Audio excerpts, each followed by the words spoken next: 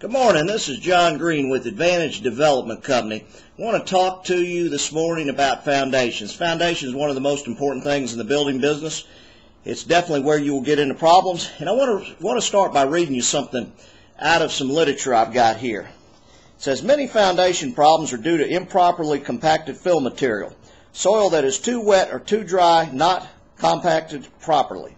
Builders should bring in a qualified engineer who will advise about proper compaction techniques. Be aware that when a foundation hole is overdug and excavated soil is returned to the foundation hole to raise the final level, the same compaction rule applies. Basically, folks, what they're saying in a nutshell, and we've known this for over 20 years, is you want to survey your lot properly. You don't want to overdig for your foundation, because when you replace soil back into that hole, you can never get it compacted properly.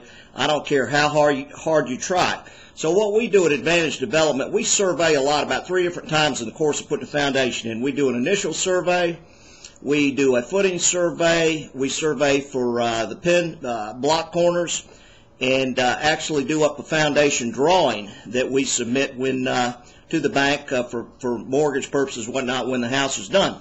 But anyway, that's just one aspect of where you're going to get into trouble. If you use compacted soil when you put your footings in your foundation, you're going to have settling and problems, so we never do it. A lot of other guys don't understand this concept. I don't know if it's because they're not engineers like us, what's going on. The other thing that is very important is in our footings. I just want to show you an example here. This is a cap block that I've got here just for illustration purposes. As you'll notice, the 2 black magic marker dots on the end of this cap block. This is to illustrate how most guys do their footings, which is to coat. They put 2 pieces of number 4 rebar in the bottom of that footing. That's all code requires, is 2 pieces of number 4 rebar. That's not what we do. We know a lot about foundations. We never want to have a callback or a problem with your foundation. So here's what we do.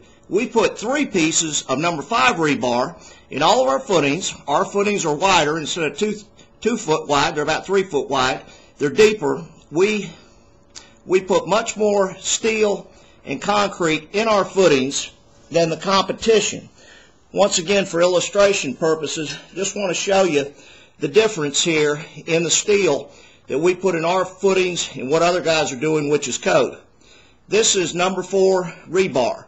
Most guys put 2 pieces of this in a footing. This is number 5 rebar. We put 3 pieces. We are putting 50% more steel and a lot more concrete in those footings, making sure we don't have any compacted dirt where those footings are going, so that your foundation is solid as a rock, never going to have house settling, never going to have any problems with your home. And that's why we are the better builder. I mean, these things cost pennies on the dollar. It's more about education than anything. But folks, contract with us today to build that new dream home, and you'll be glad you did. Take care.